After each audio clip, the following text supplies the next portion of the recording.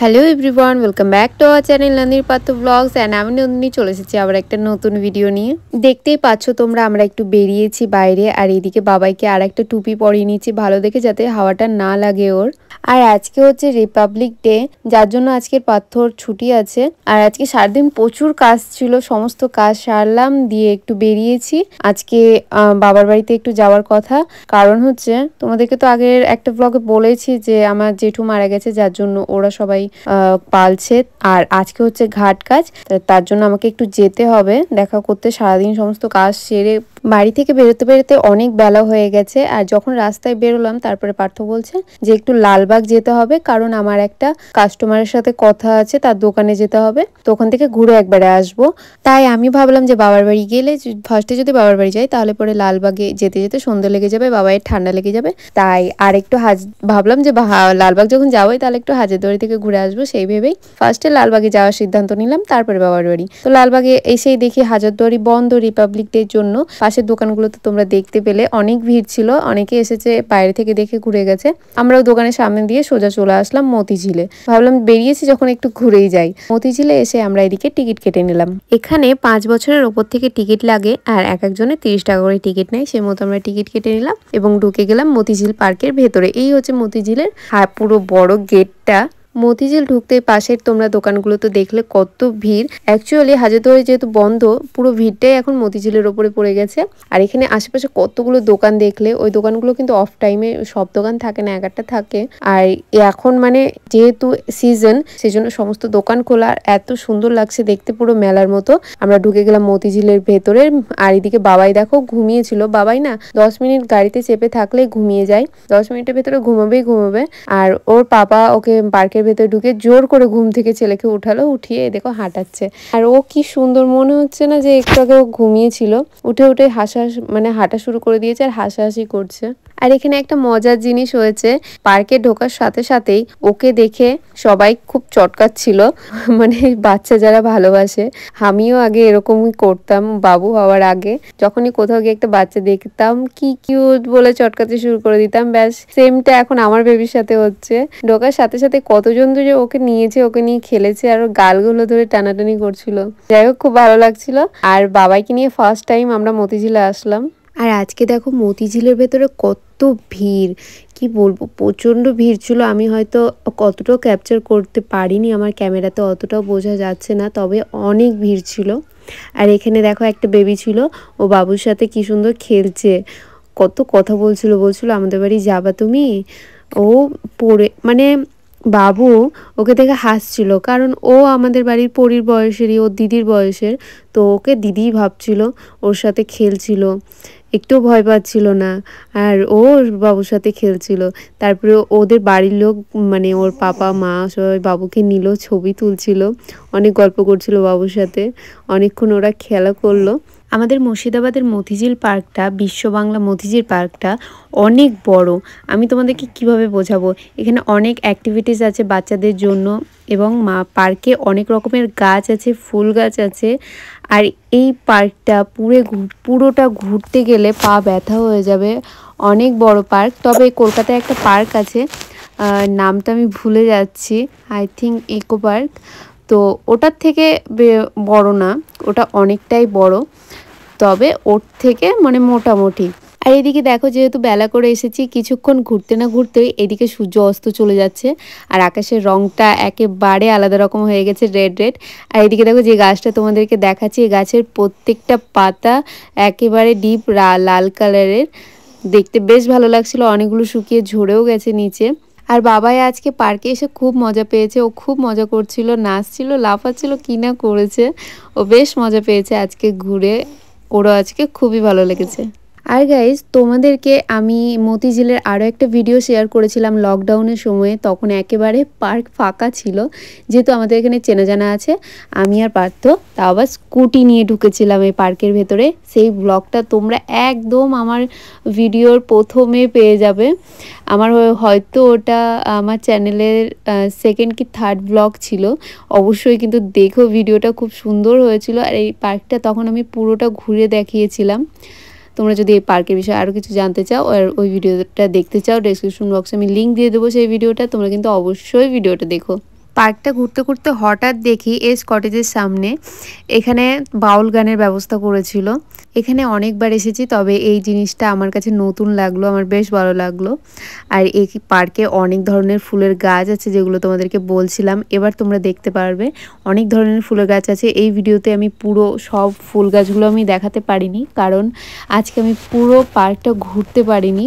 অনেক বেলা করে এসেছি তো, ঘুরতে ঘুরতে মানে অর্ধেকটাও আমি ঘুরিনি, তার ভেতরে সন্ধে লেগে গেছিলো। যেহেতু সন্ধে লেগে গেছে, অনেকটা ঠান্ডা নেমে পড়েছিল, তাই আমরা বাড়ি চলে গেছিলাম।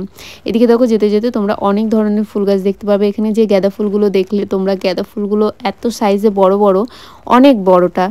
আর এই ফুলটা দেখো এত সুন্দর লাগছিল আমার। আমি যখনই পার্কে আসি এই ফুলটা দেখি আমার খুব ভালো লাগে। তবে এটা ঠান্ডা সিজনের ফুল, ঠান্ডার সময় দেখা যায়। আবার এই ফুলগুলো যখন সিজন পাল্টিয়ে গিয়ে গাছগুলো নষ্ট হয়ে যাবে, তখন কিন্তু এখানে অন্য আরেক ধরনের সিজন হিসেবে ফুল গাছ লাগানো হবে। কিন্তু যে গোলাপের গাছগুলো এখন তোমরা দেখতে পাবে, এই গোলাপের গাছগুলো কিন্তু মানে 12 মাসই থাকে। এখানে কিন্তু এক কালারের গোলাপ ফুল নেই, অনেক ধরনের অনেক কালারের আছে।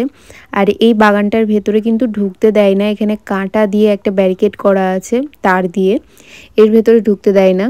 আর এই গোলাপ ফুলের গাছগুলো কিন্তু বাইরে থেকেই দেখতে হবে। আর তোমরা এখন যেতে যেতে অনেক ধরনের ফুলের গাছ দেখতে পারবে, আমার বলে বোঝানো সম্ভব না। আর আমি সব ফুলের নামও জানি না। তবে আমার একটাই খারাপ লাগছিল, যেহেতু অনেকটা বেলা করে বেরিয়েছি, এখানে সন্ধে লেগে গেছিলো। আরও কিন্তু সুন্দর সুন্দর ফুল ছিল, আমার খুব মন খারাপ করছিল যে আমি সেগুলো তোমাদেরকে দেখাতে পারিনি। আরও সুন্দর ওইদিকে অনেক ভিউ আছে। আর এদিকে তোমরা দেখবে বোটিংয়ের ব্যবস্থাও আছে। এই মতিঝিলের যে ঝিলটা, এখানে মানে তোমরা বোটিংও করতে পারবে, তার জন্য এখানে জ্যাকেটের ব্যবস্থা আছে। আজকে হচ্ছে রিপাবলিক ডে, আর রিপাবলিক ডেতে আমি কিন্তু দুটো ভিডিও বানিয়েছি, যেটা আগেই তোমরা পেয়ে গেছো আলপনার ভিডিওটা। তোমরা কিন্তু অবশ্যই জানিও আলপনার ভিডিওটা কেমন লেগেছে। যারা এখনও দেখোনি তাদেরকে আমি লিঙ্ক দিয়ে দিচ্ছি ডেসক্রিপশন বক্সে, অবশ্যই কিন্তু গিয়ে ভিডিওটা দেখো। আলপনাটা তোমাদের কেমন লেগেছে অবশ্যই কিন্তু আমাকে জানিও। আজকে কিন্তু সকালেই আলপনাটা দিয়েছিলাম, দিয়ে আমি দুপুরবেলায় খাওয়া দাওয়া করে আমরা বেরোলাম একটু। এদিকে দেখো তোমরা হয়তো আমার ক্যামেরাতে দেখে বুঝতে পারছো যে অনেকটা কিন্তু অন্ধকার হয়ে আসছে, সন্ধ্যা নেমে গেছে। তাও আমার ক্যামেরাতে অনেকটা দিন দিন মনে হচ্ছে, তবে না, অনেকটাই কিন্তু অন্ধকার হয়ে গেছিলো। চারিদিকে লাইটগুলোকে অন করে দেওয়া হয়েছিল পার্কের। হ্যাঁ, অবশ্যই রাত্রিরে পার্কটা দেখতেও ভালো লাগে, কিন্তু যেহেতু বাচ্চা আছে আমরা রাত পর্যন্ত থাকার ট্রাই করলাম না।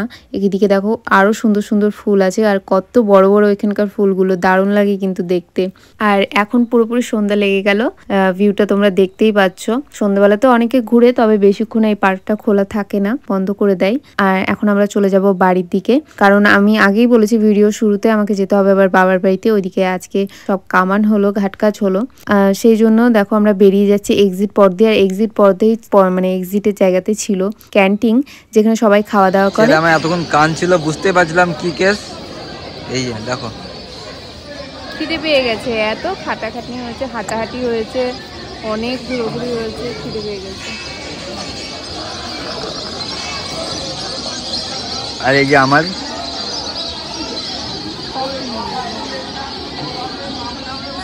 দেখো, তারপরে বেরিয়ে গেলাম বাড়ি যাওয়ার জন্য মতিঝিল থেকে, এবং বাইরের দোকানগুলো দেখে দারুণ লাগছিল। তবে এখান থেকে আমরা কিছুই কিনিনি, কারণ অনেকটা দেরি হয়ে গেছিলো, তাই। আর হচ্ছে ওই জায়গা থেকে চলে আসলাম হাজারদুয়ারির সামনে, কারণ আমি যেতে যেতে একটা ব্যাগ দেখেছিলাম, আমার খুব ভালো লেগেছিল। আসার সময় দেখলাম দোকানটা খোলা আছে, হাজারদুয়ারির পাশের দোকানগুলো, তো ওই দোকানে ঢুকে একটা ব্যাগ নিলাম। তবে বাবার জন্য ভাবছিলাম কিছু খেলার নেব, কিন্তু কোনো কিছুই খেলার পছন্দ হয় না। দামগুলো মানে একটু উল্টোপাল্টাই মনে হচ্ছিলো আমার। জিনিসগুলো অনেক দিন আগের হচ্ছে কালেকশন, নতুন নেই। আর আমি যদি বলছিলাম নতুন কিছু বের করার, বলছে এইগুলো এখন আর পাওয়া যায় না। তবে ওগুলো না বলে বলা দরকার এগুলো নেই, পাওয়া যায় না এমন কিছু নেই। তো যাই হোক, আমি ব্যাগ নিয়ে নিলাম আমার জন্য, আর আমার একটা মায়ের জন্য নিলাম, আর আমার জন্য নিলাম। কালোটা নিলাম আমি আমার জন্য, আর পিঙ্ক কালারের যে পিককটা আঁকা ছিল সাদার ওপরে, ওটা নিলাম আমি মায়ের জন্য, মানে আমার শাশুড়ি মায়ের জন্য। আর এখানে দেখো দোকানে অনেক অনেক মানে হাজারদুয়ারির পাশের প্রত্যেকটা দোকানে অনেক অ্যান্টিক জিনিস পাওয়া যায়, খুব সুন্দর সুন্দর জিনিস পাওয়া যায়। যারা এখানে ট্যুরিস্টরা আছে ঘুরতে, এবং লোকাল লোকেরাও ঘর সাজানোর জন্য অনেক জিনিস নিয়ে যায় এখান থেকে। অনেক রকমের সুন্দর সুন্দর ব্যাগও পাওয়া যায়। আর এখানে দেখতেই পাচ্ছ আমরা চলে এসেছি আমার বাবার বাড়িতে।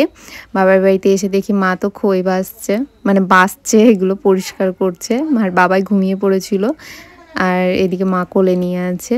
দিয়ে আমরা ওখানে একটু মায়ের সাথে গল্প করছিলাম, আড্ডা মারছিলাম।